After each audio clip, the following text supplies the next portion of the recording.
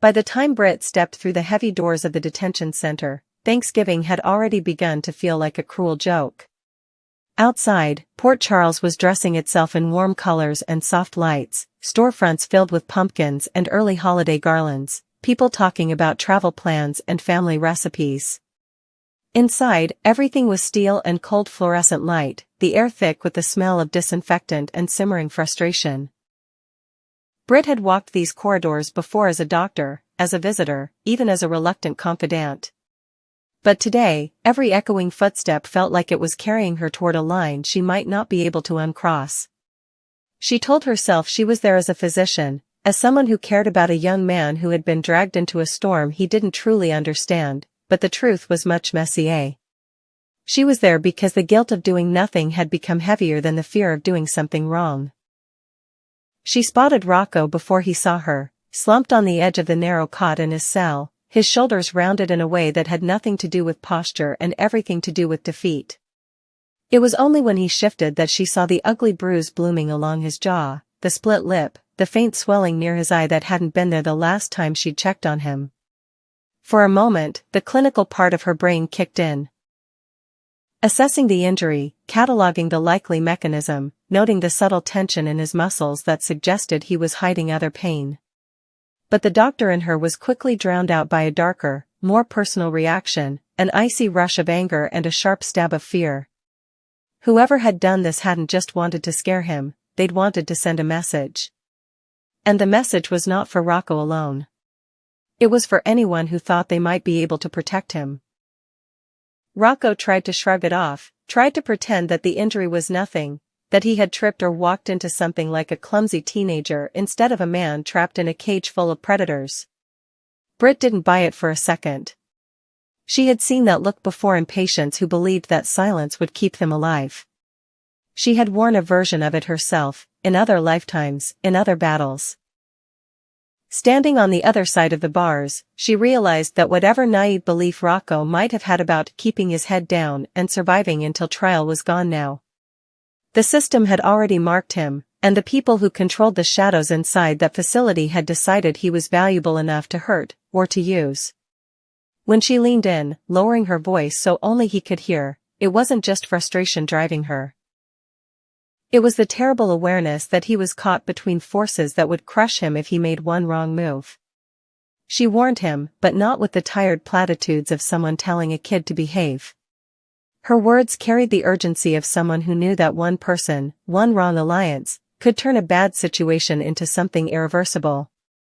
There was a man, someone with influence, someone who believed he was doing Rocco a favor by stepping in, whose help could end up being more dangerous than the threats in the prison yard. Rocco might think this invisible benefactor was his lifeline, but Britt understood the truth. When powerful men make promises, especially those who work in the shadows, the debt is always higher than the price they admit up front. If Rocco leaned on that kind of help, it wouldn't simply complicate his case, it could define the rest of his life. Every choice he made from now on would be weighed against the expectations of the people pulling strings behind the scenes. The name she didn't say out loud hung between them like smoke, Sonny Corinthos. To anyone in Port Charles, Sonny was never just one thing. To some, he was a savior, the man who stepped in when the law moved too slowly or justice was twisted beyond recognition. To others, he was the cause of every quiet funeral, every whispered warning, every child taught to keep secrets before they learned their multiplication tables. Britt knew that Sonny had moved quickly when Rocco's arrest became public, calling lawyers, leaning on contacts, promising to make sure the kid didn't disappear into the system before the truth had a chance to surface. Those intentions weren't necessarily malicious. But Sonny's world was not a place where clean solutions existed. When he promised to help, what he was really doing was pulling Rocco into a web where every favor had an invisible cost. The bruises on Rocco's face confirmed Britt's worst fear. Sonny's involvement had already drawn attention. Word traveled fast in lockup, who had protection, who had enemies, who had friends on the outside willing to move mountains. Someone had realized that Rocco was suddenly important to a man whose name could bend judges and terrify rival organizations.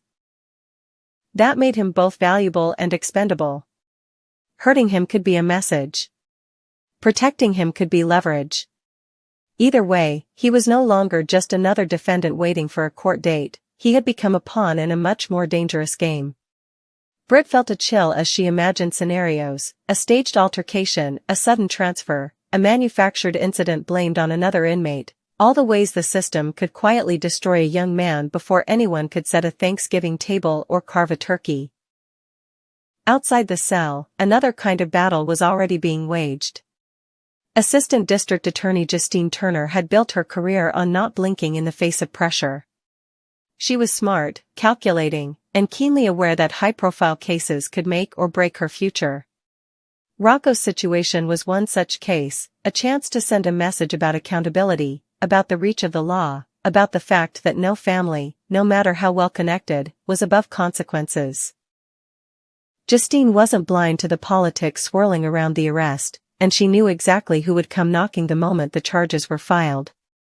She had prepared for it, rehearsed her words, reminded herself that if she caved now, every conviction she secured afterward would be tainted by the suspicion that she could be pushed. What she hadn't fully anticipated was the intensity of Sonny's response. He didn't approach her office with the quiet diplomacy of a man asking for leniency. He came with the simmering fire of someone who had decided that the line between legal and illegal pressure was less important than the safety of a boy he considered under his protection. He knew Thanksgiving was coming, that families would gather and talk and ask where Rocco was. He knew that every day the kid spent behind bars increased the chances that something would happen, something like the bruise on his face, or something far worse. For Sonny, time was not an abstract legal concept measured in hearings and continuances. Time was measured in breaths, in heartbeats, in the distance between one attack and the next. So when he confronted Justine, he did not speak like a man petitioning the court. His words, low and controlled, carried the weight of a threat dressed up as determination. He made it clear that he expected Rocco to be released, on bail, on a technicality, on whatever legal avenue she could find. Before the holiday arrived. Not after the paperwork was done, not after the dust settled, but in time for the boy to sit at a table instead of under a flickering light in a gray-walled cell. The promise he made was simple and terrifying: if the system refused to open the door for Rocco, Sonny would find another way to remove him from that building. Justine understood exactly what that meant.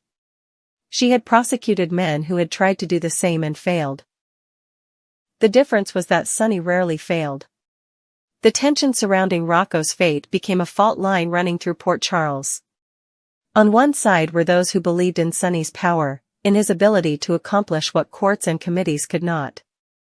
On the other were those who whispered that every time Sonny fixed something, the town paid for it in blood or secrets later. Britt found herself caught in the middle of that divide, torn between gratitude for any chance to get Rocco out alive and horror at the idea that his freedom might come at the cost of deeper entanglement with the Corinthos universe. She replayed her visit to the detention center in her mind. His guarded answers, the way his eyes darted to the corners of the room as if afraid someone else was listening, the subtle, shaky bravado of a young man trying to convince himself that he could survive whatever came next. As the days ticked down toward Thanksgiving, the holiday took on an almost haunting quality. Families in Port Charles were planning menus, confirming travel, setting extra chairs for returning relatives. But in the corridors of the courthouse and the shadowed offices beyond it, another kind of planning was underway. Justine reviewed files late into the night, aware that every motion she filed would be scrutinized. Sonny met with advisors and allies, weighing legal options against less official methods. The police department felt the pressure too, caught between enforcing the orders of the court and anticipating what might happen if Sonny decided he was done playing by those rules. A single decision from any one of them could determine whether Thanksgiving would be a day of gratitude or a day marked by tragedy. Britt watched all of this unfold with a growing sense of inevitability. She could treat bruises and prescribe medication, but she could not mend the cracks in the system that had turned Rocco into a bargaining chip. Her warning to him echoed in her head long after she left the detention center.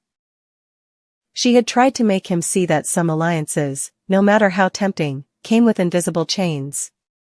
But she also knew that when every door is locked and every corner hides a threat, even a dangerous savior can start to look like the only choice. That was the paradox at the heart of Sonny's involvement. He was both the shield and the storm, the man who could pull Rocco out of danger and the one whose very presence ensured the danger would never fully end. In the end, the stage was set not for a quiet resolution, but for a collision. An ambitious prosecutor determined not to be bullied.